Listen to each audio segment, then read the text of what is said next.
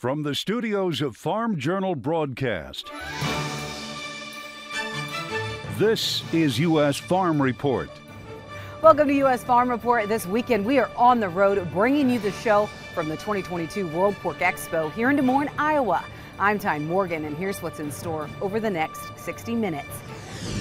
Fresh data shows pork exports continue to slide. We think that imports do rebound. We think that China's pork imports have probably bottomed as we speak. Why positive signals are surfacing for U.S. pork the second half of this year.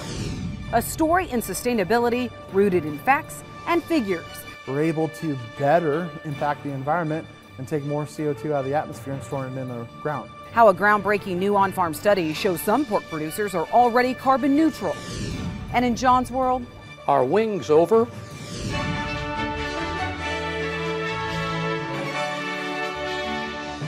Now for the news, gas prices continue to smash records. Gas Buddy says the new national average for the U.S. has topped $5.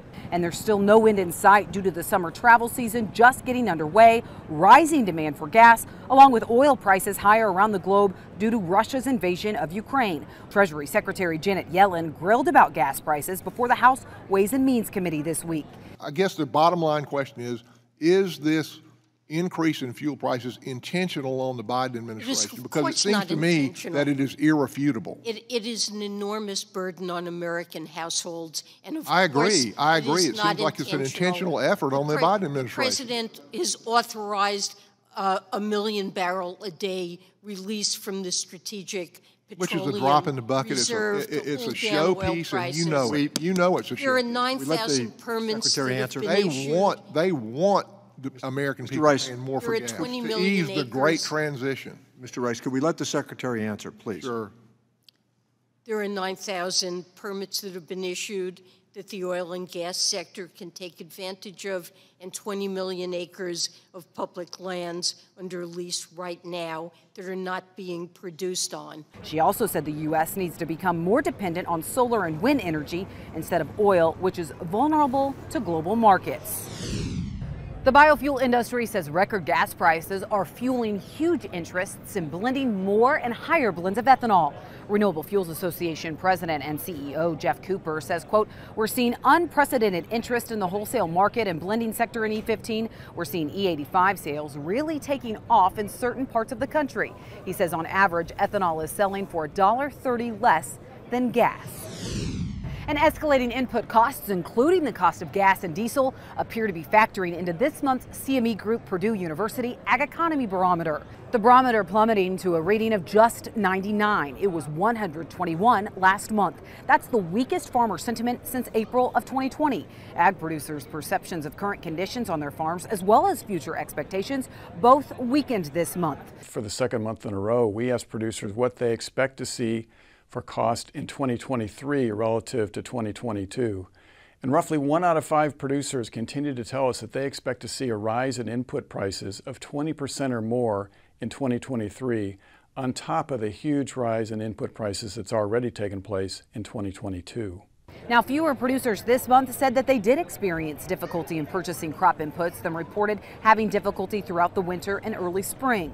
Purdue researchers say this suggests input availability did not impact planting progress this spring. Well, grain markets around the world are watching and waiting for any progress in talks to allow Ukraine to resume shipments to the world.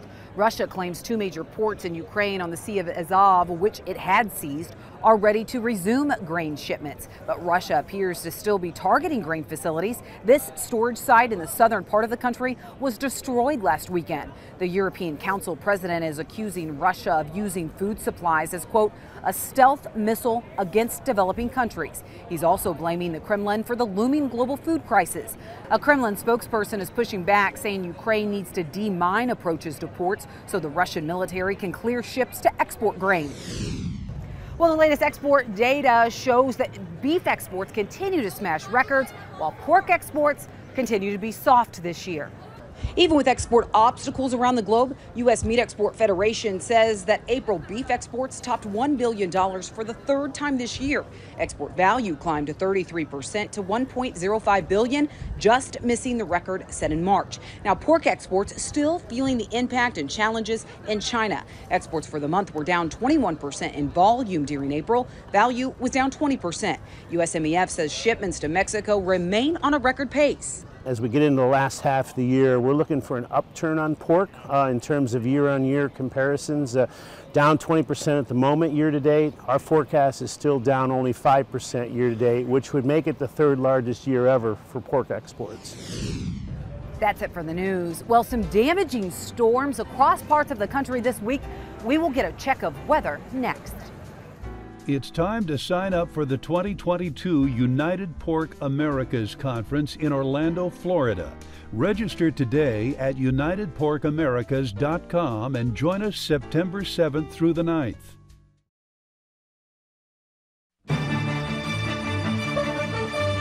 Time now for a check of weather with meteorologist Matt Yurosavik. Matt, last year during World Pork Expo, we saw triple-digit heat. This year, upper 70s, but that weather that was calm came after damaging storms to parts of Nebraska, Iowa, Missouri, even Illinois this week.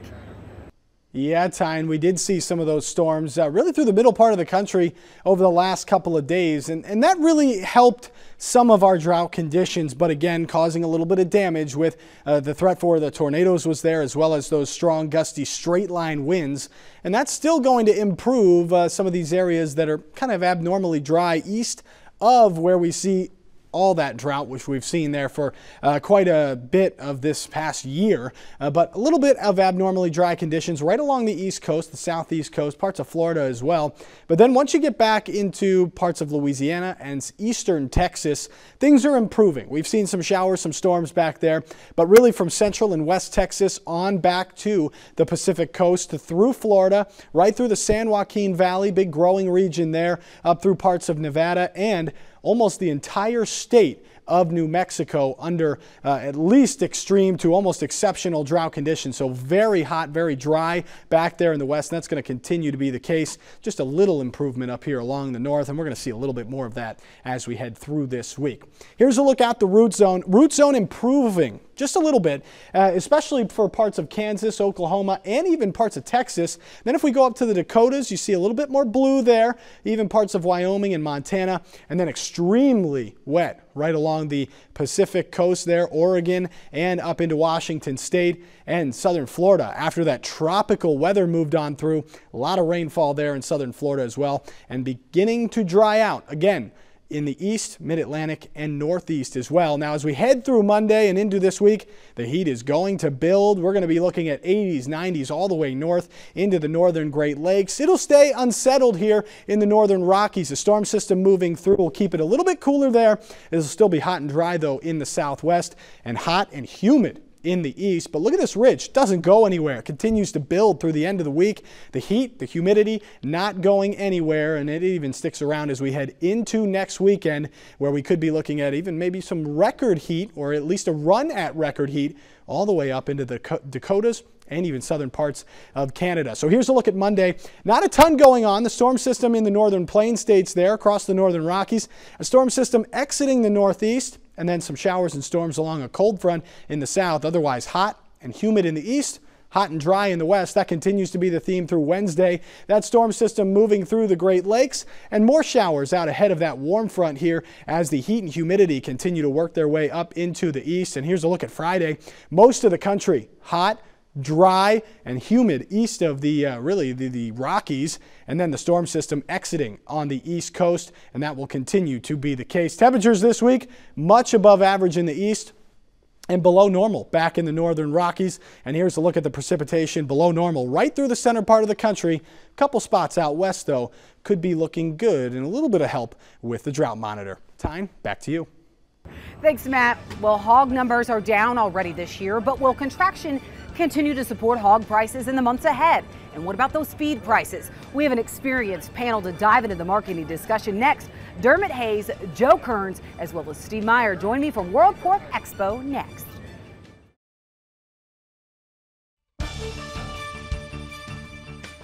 Welcome back to U.S. Farm Report this weekend from here at World Pork Expo in a gorgeous Des Moines, Iowa today. Well, really the theme so far this year, Steve, has been this reduction that we've had in the nation's hog herd. What is driving that, and do you think that continues? Well, we've been cutting the sow herd some ever since the pandemic began, and so the sow herd is smaller than it has been in past years, hanging very close to 6 million head. It's not a big liquidation at this point. I think we're going to be kind of sideways. We'll have some negative numbers on the sow herd probably, but they'll be small. The big thing that drove it was losses in 2020 when prices fell so drastically during the pandemic shutdowns of our packing plants and those kinds of things. Last year was a great year of recovery, though, because pork demand was so strong and producers had very strong profits, and so we're kind of going sideways here. It's not that we're cutting very much now, but we're not growing for sure. And the reason we're not growing, there's a lot of them. Production costs being at the top of the list, building costs being up there, labor availability. There are a lot of reasons. Well, one of those costs that we've seen rise significantly is on the feed cost side of things, Joe. And as we look at the crop, now pretty much in the ground, as we see some of the growing conditions favorable, do you think that feed prices have topped and we will see some relief the second half of the year? No, I don't see that at all. And we're as close to normal as humanly possible as far as planting progress is concerned. Development slightly behind schedule. We've got some warmer temperatures coming that should help speed that along. Lots of rain that we've had here in the last week or so, and so the sunshine will be welcome as long as it doesn't persist into the heart of the growing season. But we're in an era where the carry-out to use ratios relative to price have completely disconnected themselves. That we are approaching the high values that we'd seen in 2008, in 2012. Those were largely U.S.-centric production issues, and we've got a global condition right now where if you're a U.S. pork producer right now, you're paying $8 plus for cash corn. Whereas if you're in China, you're $12 for corn, $22 for soybeans, and $600 for soybean meal. So we've got a global situation. Inflation is certainly not helping those matters whatsoever. But this is probably a market where setbacks need to be bought rather than tops need to be sold. Well, Joe mentioned exports, and Dermot, that's one of those that hasn't not been a bright spot when it comes to the pork industry this year. Is that just because of China backing off from buying, or do we have enough pork to export at this point? It's China and its price. Our prices right now are off the charts compared to even China. We're actually a little bit higher than in China, live hog prices. There's a glut of pork in China. The EU product that would have gone to China is available for Asian markets, and it's pushing ours back. Fortunately, we had that strong domestic demand in the first quarter, and that absorbed product that might have gone into the export market too, and it kept our prices up. We've seen some phenomenal demand in Mexico. We've seen Dominican Republic come in. I mean, there are some bright spots when it comes to exports. But when do you think China does come back to the market, and will we see them return to levels like we saw last year? So they have a futures market, and it's not predicting a return to profitability at all looking forward. So they're going to have to liquidate those highly leveraged buildings. And that probably take 6 months to a year, and then you wait another 6 months to a year, and we'll see demand come back in China. So Steve, as you talked about contraction, we look at some of the issues with feed prices, you look at exports. Do you think hog prices can continue to see strength the remainder of this year? Strength, yes. Enough strength? That's the question, because Joe's right. Our costs are not going down. And in fact, they may go up before they go down. And we don't see any real respite on this cost of production thing until not next year, but the next year, 2024. Hog prices have been strong, but this is one of those things where the cost situation is not what's driven hog prices so far. It's just been serendipitous that we had extremely strong domestic demand that has caused those prices to be high, and that's still the case. We just got the data yesterday for April exports, which also completed the data for April domestic consumption. Pork demand is up over 6% from a year ago, and that was record high last year, domestic demand. So if that can continue, I think we'll hold these hog prices in so that we don't see a lot of red ink on the producer side. Now, that's a pretty big if, given you're looking at higher inflation, you're looking at the possibility of a recession, a number of things. All right, well, there are a lot of risks. So it's essential to manage margins, and we'll kind of get into what your game plan should be. We'll do that later on U.S. Farm Report, but let's take a quick break and then we'll have much more right here on U.S. Farm Report. U.S. Farm Report is brought to you by National Pork Board and the Pork Checkoff, celebrating real pork and real farmers. For more, visit porkcheckoff.org.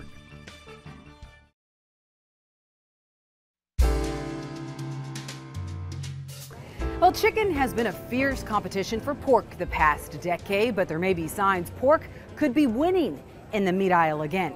Here's John Phipps. Okay, before this week's exciting report, a note about mugs. I took a month off from mailing to help plant and spray, and I will start shipping again this week. About 120 plus some odd mugs have been mailed, and my remaining inventory will be allocated out to the best questions and some just random selections. Thank you for the 600 plus entries, about 500 more than I planned. Now, the decades-long story of U.S. meat consumption can be summed up in the question, how many nuggets can kids eat anyway?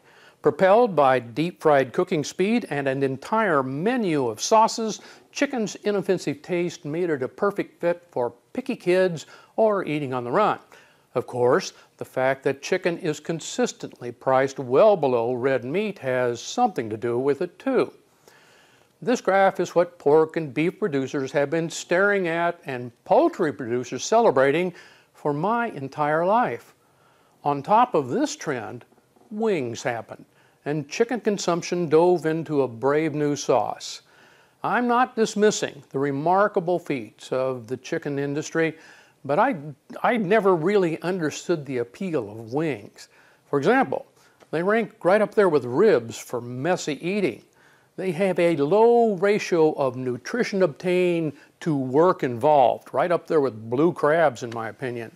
I didn't even know where the name Buffalo came from until I read about a bar in Buffalo, New York, where they were supposedly invented in 1964. Then, the pandemic triggered an explosion in deliverable foods.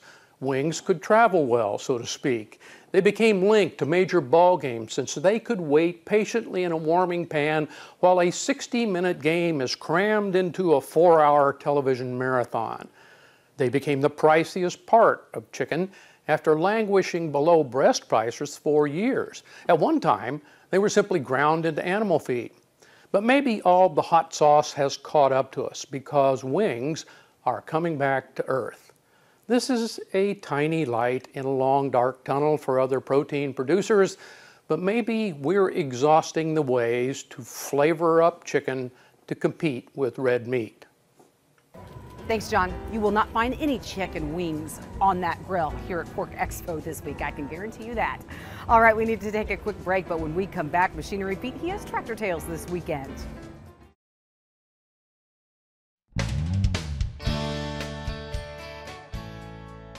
Hey, welcome back to Tractor Tales, folks. This week we're going to head to Iowa to check out a couple tractors in the fence row. I do on-the-side custom fencing, build fence and take them out with the things in the back, and like I said, if you put them in, you got to be able to take them out. The M farm all there, we bought it in 1980. Shortly after that, we put a driver on it. After that, we put a post puller on the back. And then the 4020, I bought that in '86, and a couple years later I put a driver on it, and then we put a post puller on the back of that. The M motor, I've never ever touched it since 1980. It was supposedly overhauled when I got it. The transmission has been, it was redone 2 winters ago. The 4020's had clutches in it, and other than that, it's been good. And so the same way with the 4020, I got a thing on the back to pull out post, a post puller I call it. These drivers both got tilts on them, so you don't have to crank it if you're on a side hill. The advantage of the M versus the John Deere is when you're pulling up to the wire, you don't run over the straight line wire on the fence. You're not running over, it's just right there in the wire. But the 4020 there, you run over the wire when you're driving post. So there's an advantage. 4020 is easier to drive, of course, than an M. However, the M's got power steering. My dad has 800 and some acres up there and always a lot of fencing to do. So that's why we did the bought a post driver. I always wanted one without springs because springs cost money to replace, and I just added weight to it to make it heavier so it hits harder and without breaking any springs. So the other one, it's got springs on it. You got to stretch them before you use it, raise it up and let it stretch. And then so you don't, they call it seasoning of the springs. So you let it stretch and then you start pounding. Otherwise it shocks the springs and breaks them. Like being outside and kind of my own boss, and we all get along good, and it's just kind of fun to be out and about. Thanks, Greg. Well, 2021 crushed records for pork exports, and while those shipments have softened a bit in 2022, the diversity of exports is a bright spot in demand. We'll navigate the complex exporting waters next. U.S. Farm Report is produced and distributed by Farm Journal Broadcast.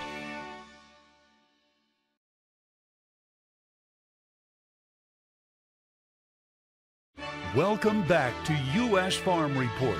Trusted, timely, tradition. 2021 was a banner year for pork exports. Despite COVID, demand in China was firing on all cylinders, and other countries were also stepping up to the plate. This year, COVID lockdowns have partially dampened demand from China, but other countries stepping up has really diversified that demand. And that's this weekend's Farm Journal Report. Ships just setting at sea, containers piling up at ports, all signs of challenges the export business has faced. We need to continue to make sure those bottlenecks are slowly eliminated over time. It gives us an opportunity to move more product outside the U.S. David Newman is a pork producer in South Central Missouri, and he's seen firsthand how essential export demand is to the entire pork industry. You could talk about the high cost of diesel, the high cost of feed, the outlook on feed, or you can look at this half full and look at demand, because demand is amazing. U.S. Meat Export Federation says the most recent export data shows April pork exports were down 21% from last year's large number. Export value was down 20%. The biggest turbulence for pork exports has been China, with exports during the first quarter of this year off 56% from last year. We knew that it was going to be a temporary surge, and we had that forecast, but still not to the degree that imports did actually decline. Aaron Borer says USMEF new shipments to China would be down due to a number of hurdles. They have this whole cold chain on food concern, and so they've been testing, disinfecting, and tracing imported food products, including our frozen pork and pork variety meats. So that has added costs going all the way back even into kind of mid-2020. The other issue is the hangover effect from the pork export surge due to African swine fever in China. So I'm not sure we get back to where we would have been in 2020 in the heyday of a lot of trade to China. However, I think we get recovery, and it'll just be perhaps more muted as we go forward. USMEF says China-Hong Kong is still a dominant destination for U.S. pork, even with the zero COVID policy that shuttered streets in Shanghai and put the area into severe lockdowns. Those restrictions are now starting to ease. We think that imports do rebound. We think that China's pork imports have probably bottomed as we speak. And with the country opening back up, it's also painting more optimism for exports overall the rest of this year. But we also think that exports, total U.S. exports, trend above year ago for the second half of the year. And so some of that is China coming back, but some of that is continued growth into Mexico, into the Dominican Republic, into Central America. One country hungry for U.S. pork is Mexico, with exports on fire in March, up 24% from last year. Thank goodness we've seen the growth that we have in the first few months of 2022 to Mexico. Otherwise, we'd be in a much tougher situation talking about where U.S. exports sit. Newman recently traveled to Peru and Dubai. He says globally, the opportunity for U.S. pork is remarkable. Really, just heading south in general, Mexico, a tremendous opportunity, been a flagship market for us for years. The DR, Chile, Peru, Colombia, all those markets are hungry for U.S. products. Colombia's production had been growing, but they just haven't been able to keep pace with consumption growth. And so that's a great story where your domestic industry is still growing, but you still need imports to meet that demand. Looking ahead, Newman says diversifying demand for U.S. pork is essential. We're still seeing a huge value market, not only in Japan, Mexico, those markets, but then also the opportunity we have, you know, in new and emerging markets and down in South America. We're going to be able to plant a flag in that, and those will be markets that in 2040 we'll be talking about. That's why USMEF is not only pushing for more trade agreements that remove tariff and non-tariff barriers, but also looking into untapping the taste potential and other benefits of pork. We're able to reach this consumer digitally. Pork in the region has some misperceptions about health, for example. So educating on the healthy attributes, and we've done this in Mexico as well. And then educating on the barbecue-related concepts. Growing appetites one country at a time is why the pork industry thinks the remainder of 2022 is looking up. But if things maintain where they're at and consumer spending power stays high, and we can hold on to these markets, we will all fare very well in 2022 and into 2023 as well. Well, another area of focus is the Dominican Republic. USMEF says exports were already gaining strength prior to African swine fever hitting the country nearly a year ago.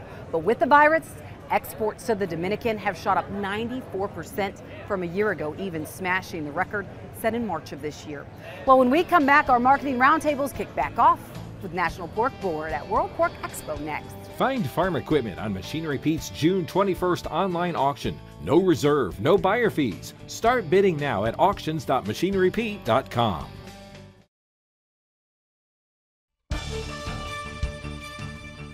Welcome back to U.S. Farm Report this weekend from World Pork Expo. Well, Joe, we talked a lot about some of the risks and some of the challenges and just what else could happen the second half of this year. But for pork producers watching, how essential is it to manage those margins right now? It's probably never been more critical, and so the good news is we absolutely have more tools to manage risk than we've ever had before, even to the point, and I was sharing in a speech that I just recently presented, that normally we pride ourselves on being able to ordinarily identify the parameters that are going to move a market. And one of the questions that I posed to the audience was, if the genie came out and said, here's the answer to whatever you see as the most pressing question, would you bet a huge amount of money on it? And the answer had better be no, because there are so many moving parts about what is the market driver at any one point in time continues to shift and move. And whether it's the Putin experience over in Ukraine and what that means for grain movement and grain pricing, the South American crop, the U.S. crop that you'd identified earlier, these are all huge question marks. And so when we get an opportunity to forward lock in some margins, utilizing whether it's through insurance or options, we have to start to participate on those levels until we get to a more certain time. And I'm anticipating that time is not a short distance away, that we're probably in this 2 to 3 year window that Dr. Meyer had described. The good news is there is enough forward margin right now in order to keep us in business and in order to see the light of another day. The bad news is that we're going to have to change our traditional game plan and to adapt to the then current situation, and I see this one holding on. Dermot, one thing I don't even like to mention is African swine fever, but ASF, that concern, that what if, is that having an impact on production here? I think so. Earlier we were chatting about why the industry didn't get back into expansion mode in 2021, and I think it's that extra risk. You need to be compensated with a risk premium because you're facing probably a 50% decline in prices if that thing shows up. And I might add that that's not just a fear of getting African swine fever. It doesn't matter whether somebody in Iowa gets African swine fever if somebody in Puerto Rico gets it, okay? Because then the price impact is still the same because our exports are going to get blocked. So, when you look at some of the other prices at the meat counter, you know, Steve, you look at poultry prices, you look at beef prices. It seems like pork prices are positioned well. Do you think we can withstand if we do see inflation even intensify or even go into a recession? Well, the place that inflation affects us is not in our own prices. High pork prices are a sign of strong pork demand. High beef prices are a sign of strong beef demand. And if we look at the relationship between general pork, beef, and chicken prices, that's not individual cuts, they're kind of normal right now as far as ratios go. The place where inflation hits us is that it reduces the spending, the buying power of consumers' incomes. And so their discretionary dollars will get smaller and smaller as they have to pay more for gasoline and transportation and other items. And face it, we're a discretionary item in many people's purchases, or at least the quantity they buy is discretionary. And because if they don't have enough money, they're probably going to cut back on their purchases of meat. So that's where I'm concerned about inflation. And if we can get it under control pretty quickly before it gets built into the expectations of consumers, I think we'll be all right. But right now, it's a big concern. Joe, what do you see as the biggest opportunity for pork producers the second half of this year? Probably that if you are able to secure the price of your grain, if we pull back under $7, recently we were at $6.85 plus or minus, and again, we're going to have to buy the breaks. This is going to be our key side on the production side. I am pseudo optimistic that we're going to be able to hold this thing together. You've got October hogs a little bit less than $95 right now. That kind of keeps you at least whole to somewhat some light red numbers coming into the fourth quarter, and I think the key is going to be to hold on to the promise of what can be, and so our actions are going to be in a defense mode more than I'd like to see. But anytime we see setbacks in the input side, they've got to be secured. All right, Joe, Steve, Dermot, thank you so much for joining us this weekend. Let's take a quick break, and then we'll have much more right here on U.S. Farm Report. U.S. Farm Report is brought to you by National Pork Board and the Pork Checkoff, celebrating real pork and real farmers. For more, visit porkcheckoff.org. Well, sustainability is more than just a buzzword for pig farmers. The industry is now turning farmers' sustainability story into tangible tidbits that could help secure a pork producer's seat at the dinner table for decades to come. Step onto Lucas Fricke's farm in Ulysses, Nebraska. I get to work on a family farm. Really lucky to be able to farm with my brother Brendan, my mom Lori. And you'll see, along with another longtime employee, Mike. And we grow kids, crops, and pigs. The Fricke's are carrying on a family legacy rooted for 6 generations. It's a lot of fun all doing this all together. My dad started it, he passed away, and so we gotta be able to continue it on. Planting seeds of conservation, Lucas's dad adopted cover crops nearly 15 years ago. And while Lucas continues to uncover new opportunities, he's not immune to the challenges this year. We're worried about, are we gonna have enough extra nitrogen that we're not already getting from hogs to be able to help in turn grow that corn crop for next year's pig crop. The other major concern is having enough people at the packing plants to which he sends his hogs. That's something that I've actually experienced quite a few times trying to take pigs. We're now scheduling around moving loads, taking them on and off simply because the employee force is not there all the time. The availability and proximity to the nearest packing plant isn't just about business. It also has a major impact on his relationship with the environment. I really never even knew our carbon impact. I never understood what a water footprint was until I started to look at it. And I know a lot of people want to maybe paint a bad picture for production agriculture, using barns to raise our animals, or using synthetic fertilizers or crop protection products. Those aren't scary things. Those are a part of the solution. Lucas, along with other pork producers, recently came together to set sustainability goals for the pork industry. And that was one of the things that they really thought about, is what is right for our industry.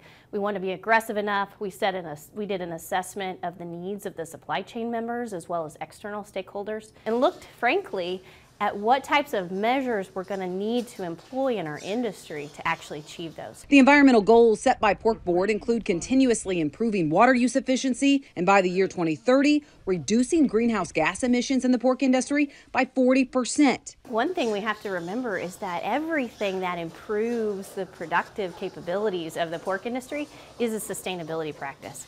And so there is a very long list of those practices in barn as well as in the field. In order to measure and communicate the strides made in sustainability, the National Pork Board created an on-farm sustainability report for pig farmers. One thing we've realized from doing a life cycle assessment and other assessments of our industry is that 50% of our footprint comes from the feed that we feed our animals. Until you start sitting down and doing the accounting and say, I'm using less diesel fuel, I'm having less passes, I'm using less water, which is less electricity to pump water, they all add up in the end to help create a better product. From measuring tillage and fuel used to grow crops to the manure his farm produces, Lucas says his on-farm sustainability report was a game changer. Because I'm using row crop and I'm using less passes and I'm using my hog manure, we're able to better impact the environment and take more CO2 out of the atmosphere and store it in the ground.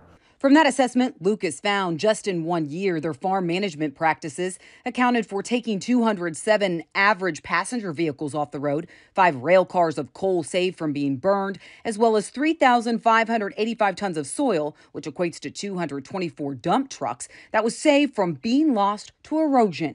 And it really helped us understand that every little thing that we do, every little less pass across the field, help add up. And really create a difference. It's really not that hard of a process. You're already using it for your end of the year break-even calculations. Honestly, it helped us figure out where we can go, where we can improve, and where we can do even better. Crucial conversations that Lucas knows can help secure a future where pork remains at the table. Now, Lucas also started a company that can follow pork all the way from farm to the store via blockchain. He says that's also a vital piece of the puzzle. And to discover your farm's sustainability footprint, just go to National Pork Board's website. Well, when we come back, it's not just inflation that could impact meat demand in the U.S. John Phipps joins us next.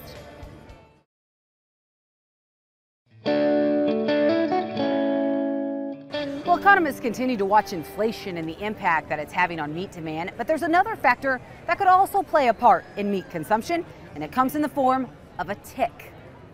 We have a troubling email for red meat producers anyway from Brian Hall in Anderson, Missouri. I would appreciate any information you might be able to share on the increasingly common allergy of alpha-gal. This is a tick-borne condition which creates an allergy to mammal meat, pork and beef. This is becoming much more common, at least in my area of the Ozarks. I know several people diagnosed with this. The symptoms can vary greatly, but include anxiety and increased heart rate. It is often difficult to diagnose because doctors are not yet familiar with this condition. The only treatment I'm aware of is to stop consuming mammal-based products, which not only includes beef and pork, but also many other products, including bottled water and gel caps, because of the mammal-based gelatins used in these products. My concern is not only for the victims, but also as a cattle producer, the eventual effects on the meat industry. The great question. My colleague at Farm Journal, Rhonda Brooks, wrote a very helpful column about the spread of different ticks across the U.S. and some of the issues it is causing. One big emerging threat is alpha-gal, which is short for galactose alpha, a carbohydrate deposited by the tick that triggers a severe allergic reaction in the digestive system after eating red meat.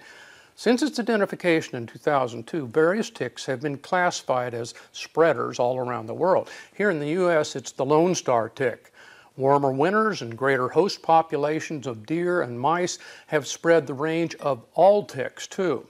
Your information is correct. There is no antidote, although the reaction can fade in 1 to 5 years. Not great news. Poultry and fish do not trigger reactions. The condition is serious, but there are no reporting requirements for health authorities, and hence no diagnosis numbers yet to show how fast it is spreading. With Lyme disease now well known, parasite-spread diseases get media attention. The problem for cattle producers is similar to the gluten celiac disease issue. While few may be bitten, any digestive trouble people experience may now be self-diagnosed as mammal meat allergy, MMA, simply because more people have heard of it. Wheat growers were blindsided by the number of both actual and misdiagnosed gluten allergies. Especially due to the yuck factor of tick bites, we may see an aversion to pork and beef. Careful statistical analysis and numbers will probably not help either. I expect people to have near zero tolerance for this type of illness. Meat consumption in areas of alpha-gal cases will probably be affected. Thanks, John. And you can catch both John's World and customer support on our Farm Journal YouTube page. All right, we need to take a quick break. Then when we come back, we're firing up the grills from right here at World Pork Expo.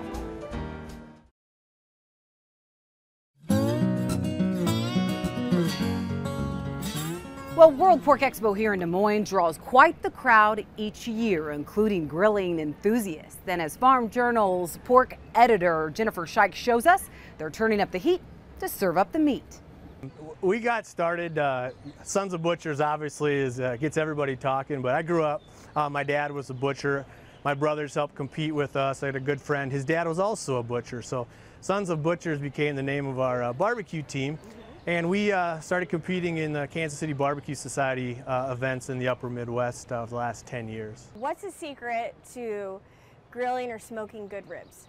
Well, I'll show you here. Probably one of the best things you can do is don't be afraid to wrap your ribs.